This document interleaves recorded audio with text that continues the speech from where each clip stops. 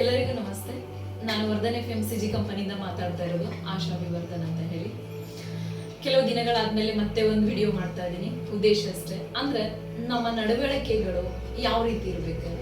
ಈಗ ಲೈಫಲ್ಲಿ ನಾವ್ ಏನೋ ಒಂದು ಸಾಧನೆ ಮಾಡ್ಬೇಕು, ಏನೇ ಒಂದು ಅಚೀವ್ಮೆಂಟ್ ಮಾಡ್ಬೇಕಿತ್ತಪ್ಪ ಅಂತಂದ್ರೆ ನಮ್ಮ ನಡವಳಿಕೆಗಳು ಯಾವ ರೀತಿ ಇರ್ಬೇಕು, ಅದ್ರ ಬಗ್ಗೆ ನಮ್ಮ ನಡವಳಿಕೆಗಳ ಬಗ್ಗೆ ಮಾತಾಡೋಣ ಅಂತ ತಿಳ್ಕೊಂಡು ಈ ವಿಡಿಯೋ ಮಾಡ್ತಾ ಇರೋದು. ಎಲ್ರು ಇಷ್ಟಪಟ್ಟು ನೋಡ್ತೀರಾ ಅಂತ ನಾನು ಅನ್ಕೊಂಡಿದ್ದೀನಿ. ಏನಪ್ಪಾ ಇನ್ ನಡವಳಿಕೆ ಹೆಂಗಿರ್ಬೇಕು, ಏನಪ್ಪಾ ಮೇಡಮ್ ಈ ಮಾತು ಹೇಳ್ತಾ ಇದ್ದಾರೆ ಅಂತ ನೀವು ಯೋಚನೆ ಮಾಡ್ಬೋದು. ಯಾಕಂದ್ರೆ ನಾವ್ ಜೀವನದಲ್ಲಿ ಏನೇ ಒಂದು ಮಾಡ್ಬೇಕಿತ್ತಪ್ಪ ಅಂತಂದ್ರು ಕೂಡ ನಮ್ ನಡವಳಿಕೆ ಮೇನ್ ಇಂಪಾರ್ಟೆಂಟ್. ಎಲ್ಲರೂ ಕೇಳ್ತಾರೆ, ಫಸ್ಟ್ ನಾವ್ ಏನಾದ್ರೂ ಮಿಸ್ಟೇಕ್ ಮಾಡಿದ್ರೆ ನಮ್ ತಂದೆ ತಾಯಿ ಮಟ್ಟ ಹೋಗುತ್ತೆ, ಇವ್ರ ತಂದೆ ತಾಯಿ ಹೀಗೆ ಕಲ್ಸಿದಾರೇನೋ ಅನ್ನೋ ಮಟ್ಟಕ್ಕೆ ಹೋಗುತ್ತೆ.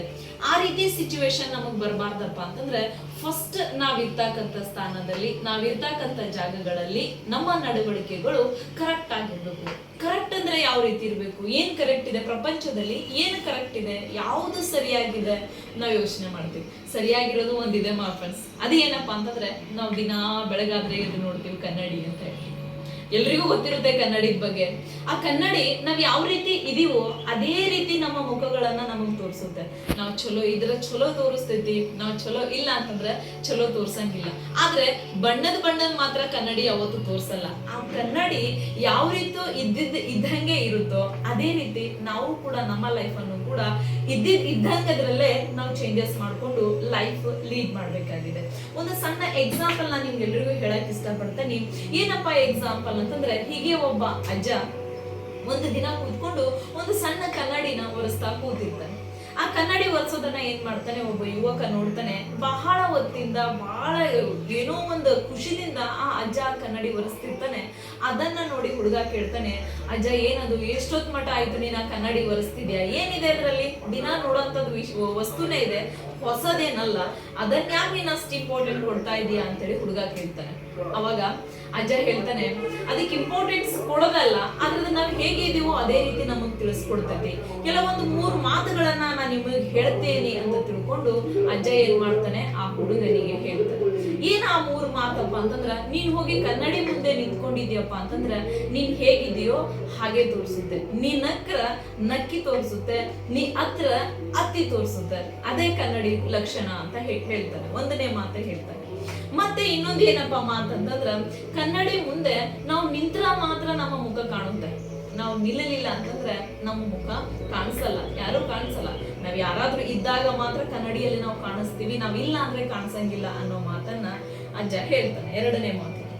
3ನೇ ಮಾತು ಹೇಳ್ತಾನೆ, ನಾವು ಕನ್ನಡಿ ಮುಂದೆ ನಿಂತ್ಕೊಂಡಿರ್ತೀವಿ. ಕನ್ನಡಿ ಮುಂದೆ ನಿಂತ್ಕೊಂಡಾಗ ನಮ್ಮ ಮುಖದ ಮೇಲೆ ಏನಾದ್ರೂ ಗಾಯಗಳಾಗಿತ್ತಪ್ಪ ಅಂತಂದ್ರೆ ಆ ಗಾಯನ ನೋಡಿ ನಾವೇನ್ ಮಾಡ್ತೇವಿ, ಅಯ್ಯೋ ಈ ಗಾಯ ಆಗಿದೆ, ಇದಕ್ಕೇನ್ ಸೊಲ್ಯೂಷನ್ ಕೊಡ್ಬೇಕು, ಇದನ್ನ ಏನ್ ಕಂಡು ಹಿಡಿಬೇಕು, ಇದನ್ನ ಕ್ಲಿಯರ್ ಮಾಡ್ಕೋಬೇಕು ಅನ್ನೋದನ್ನ ನಾವ್ ಯೋಚನೆ ಮಾಡ್ತೀವಿ ಹೊರತು ಈ ಕನ್ನಡಿ ನನಗೆ ಹೀಗ್ ತೋರಿಸ್ತಾ ಇದೆ, ಇದನ್ನ ಒಡೆದು ಹಾಕ್ಬೇಕು ಅಂತ ತಿಳ್ಕೊಂಡು ಯಾರು ಕೂಡ ಯೋಚನೆ ಮಾಡಲ್ಲ ಅಂತ ತಿಳ್ಕೊಂಡು ಅಜ್ಜ ಈ 3 ಮಾತುಗಳನ್ನ ಆ ಹುಡುಗನಿಗೆ ಹೇಳ್ತಾನೆ. ಫಸ್ಟ್ನೇದೇನಪ್ಪಾ ಅಂತಂದ್ರೆ, ನಾವ್ ಇದ್ದಂಗೆ ಹೇಳೋದ್ರಲ್ಲಿ, ನಾವ್ ಯಾವುದೇ ತಪ್ಪು ಮಾಡಿರ್ಲಿ, ಏನೇ ಸರಿ ಮಾಡಿರ್ಲಿ, ನಮ್ಮ ಜೊತೆಗಿರೋರು, ನಮ್ಮ ಸಂಗಡ ಇರೋರು, ನಮ್ಮ ಸ್ನೇಹಿತರಾಗಿರ್ಬಹುದು, ನಮ್ಮ ಕುಟುಂಬದವರಾಗಿರ್ಬಹುದು, ನಾವ್ ಕೆಲಸ ಮಾಡ್ತಕ್ಕಂಥ ಆಫೀಸ್ ಆಗಿರ್ಬಹುದು, ಹೊರಗಡೆ ಪ್ರಪಂಚ ಆಗಿರ್ಬಹುದು, ಎಲ್ಲೇ ಆದ್ರೂ ಕೂಡ ನಾವ್ ಇದ್ದಂಗೆ ಇರೋದ್ರಿಂದ ನಮ್ಗೇನು ತೊಂದರೆ ಆಗಲ್ಲ ಮಾ ಫ್ರೆಂಡ್ಸ್. 2ನೇದಾಗಿ, ನಾವ್ ಇದ್ದಾಗ ಮಾತ್ರ ನಮ್ಗೆ ಹೆಸರು ಬರೋಕ್ ಸಾಧ್ಯ ಇದೆ. ನಾವ್ ಎದುರುಗಡೆನೆ ಇಲ್ಲ ಅಂತಂದ್ರೆ, ಕನ್ನಡಿ ಎದುರುಗಡೆ ನಾವ್ ಇರ್ಲಿಲ್ಲ ಅಂತಂದ್ರೆ ನಾವ್ ಹೆಸರು ನಾವು ಕಾಣಿಸಂಗಿಲ್ಲ. ಅದೇ ರೀತಿ ನಾವ್ ಯಾವ್ದಾದ್ರೂ ಎದುರುಗಡೆ ಇದ್ರೆ ನಾವ್ ಏನಾದ್ರೂ ತೋರಿಸ್ಕೋಬೇಕಪ್ಪ ಅಂದ್ರೆ ಫಸ್ಟ್ ನಾವ್ ಏನಾದ್ರೂ ಒಂದು ಅಚೀವ್ಮೆಂಟ್ ಮಾಡ್ಬೇಕಾಗಿದೆ. ಅಚೀವ್ಮೆಂಟ್ ಮಾಡ್ಬೇಕಪ್ಪ ಅಂತಂದ್ರೆ ಈ ನಡವಳಿಕೆಯಂತೆ ನಮ್ಮ ನಡವಳಿಕೆಯನ್ನು ಕೂಡ ಚೇಂಜ್ ಆಗ್ಬೇಕಾಗಿದೆ ಮಾ ಫ್ರೆಂಡ್ಸ್. ಅದ್ರ ಜೊತೆಗೆ 3ನೇ ಪಾಯಿಂಟ್ ಹೇಳಿದ ಅಜ್ಜ, ನಾವು ಕನ್ನಡಿಯಲ್ಲಿ ಮುಖ ನೋಡಿದ ತಕ್ಷಣ ಏನಾದ್ರೂ ಕಲೆ ಕಂಡ್ರೆ ಕಲೆದ ಹೋಗೋದ್ರ ಬಗ್ಗೆ ಯೋಚನೆ ಮಾಡ್ತೇವಿ ಅಂತ ಹೇಳಿ. ಆ ಕಲೆ ಹೋಗಿ ಅದೇ ರೀತಿ ನಮ್ಮ ಲೈಫ್ ಅಲ್ಲೂ ಕೂಡ ಕಲೆಗಳಾಗಿರುತ್ತೆ. ಏನ್ ಕಲೆಗಳಾಗಿರುತ್ತೆ, ಯಾರಾದ್ರೂ ನಮ್ಮ ಬಗ್ಗೆ ಏನೋ ಮಾತಾಡ್ತಿರ್ತಾರೆ, ಅವ್ರ ಬಗ್ಗೆ ನಾವು ತಲೆ ಕೆಡಿಸ್ಕೊಳ್ಳೋದಿಲ್ಲ. ಒಳ್ಳೇದೇನಾದ್ರೂ ಹೇಳಿದ್ರ, ಎಸ್ ಅದನ್ನ ನಾನು ಚೇಂಜಸ್ ಮಾಡ್ಕೋಬೇಕು, ನನ್ನ ಲೈಫ್ ಅಲ್ಲಿ ನನ್ನ ಜೀವನದಲ್ಲಿ ಈ ರೀತಿ ಮಿಸ್ಟೇಕ್ಗಳು ನಡೀತಾ ಇದೆ, ಈ ಮಿಸ್ಟೇಕ್ ಅನ್ನ ನಾನು ಚೇಂಜಸ್ ಮಾಡ್ಕೋಬೇಕೇ ಹೊರತು ವಾಪಸ್ ಅವ್ರು ನನಗೆ ಹೇಳ್ತಾ ಇದಾರಲ್ಲ ಅಂತ ತಿಳ್ಕೊಂಡು ನಾವು ಎದುರುಗಡೆ ವಾದ ಮಾಡ್ತಾ ಹೋದ್ರೆ ನಾವು ಕನ್ನಡಿ ಅಂತ ಇರಕ್ಕಾಗಲ್ಲ ಫ್ರೆಂಡ್ಸ್. ಹಾಗಾಗಿ ನಾನು ಅನ್ಕೊಂಡಿದ್ದೀನಿ ನಿಮ್ಮೆಲ್ಲರ ಜೀವನ, ನನ್ನ ಜೀವನನೂ ಕೂಡ ಕನ್ನಡಿ ಅಂತ ಇರ್ಬೇಕು. ಇದ್ದಂಗೆನೆ ನಾವು ಬದುಕಬೇಕು ಜೀವನದಲ್ಲಿ. ಆದ್ರೆ ಹೊಸ ವಿಚಾರಗಳನ್ನ ನಾವು ತಿಳ್ಕೋಬೇಕು, ಮುಂದೆ ಹೋಗ್ಬೇಕು, ಲೈಫಲ್ಲಿ ದೊಡ್ಡ ಸ್ಥಾನಕ್ಕೆ ಬರ್ಬೇಕು, ಹೆಸರು ಗಳಿಸೋ ವ್ಯಕ್ತಿಗಳ ನಾವೆಲ್ಲರೂ ಆಗ್ಬೇಕಂತೇಳಿ ನಾನು ಬಯಸ್ತೇನೆ ಫ್ರೆಂಡ್ಸ್. ಯಾಕಂದ್ರೆ ಆ ಸಣ್ಣ ಹುಡುಗ ಕೇಳ್ತಕ್ಕಂತ 3 ಮಾತುಗಳನ್ನ ತನ್ನ ತಲೆಯಲ್ಲಿ ಇಟ್ಕೊಂಡು ತನ್ನ ಲೈಫನ್ನ, ತನ್ನ ಜೀವನದಲ್ಲಿ ಆ ಮಾತುಗಳಂತೆ ಅವನು ಜೀವಿಸ್ತಾನೆ.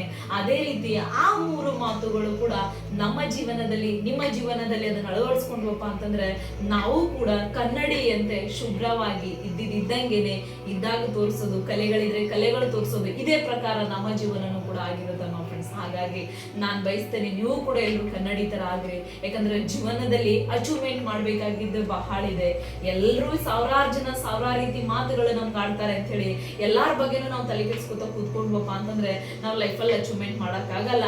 ಹಾಗಾಗಿ ನಮ್ಮ ಗುರಿಗಳು ಏನಿದೆ ಅಲ್ಲ, ನಾವ್ ಏನ್ ಗುರಿನ ಇಟ್ಕೊಂಡಿದೀವಲ್ಲ, ಆ ಗುರಿನೂ ಕೂಡ ಮುಟ್ಟೋದು ನಮ್ಗೆ ಅಷ್ಟೇ ಇಂಪಾರ್ಟೆಂಟ್ ಆಗಿದೆ ಮೈ ಫ್ರೆಂಡ್ಸ್. ಹಾಗಾಗಿ ಈ ಸ್ಟೋರಿನ ನಿಮ್ಗೆ ಇಷ್ಟ ಆಗಿದೆ ಅಂತ ನಾನು ಅನ್ಕೊಂಡಿದ್ದೀನಿ. ಇದನ್ನ ನೀವು ಕೂಡ ನಿಮ್ಮ ಲೈಫಲ್ಲಿ ಅಳವಡಿಸ್ಕೊಂತೀರಾ ಅಂತ ನಾನು ಅನ್ಕೊಂಡಿದ್ದೀನಿ. ಇದನ್ನ ನಿಮ್ಗೆ ಇಷ್ಟ ಆಗಿತ್ತಪ್ಪ ಅಂತಂದ್ರೆ ಲೈಕ್ ಮಾಡಿ, ಶೇರ್ ಮಾಡಿ, ಮತ್ತೆ ನಮ್ಮ ಚಾನಲ್ನ ಸಬ್ಸ್ಕ್ರೈಬ್ ಮಾಡಿ. ಮತ್ತೆ ಏನಾದ್ರೂ ಡೀಟೇಲ್ಸ್ ಬೇಕಿತ್ತಪ್ಪ ಅಂತಂದ್ರೆ ಬೇರೆ ವಿಡಿಯೋಸ್ಗಳಲ್ಲಿ ನಂಬರ್ ಇದೆ, ಕಾಂಟ್ಯಾಕ್ಟ್ ಮಾಡಿ. ಧನ್ಯವಾದಗಳು.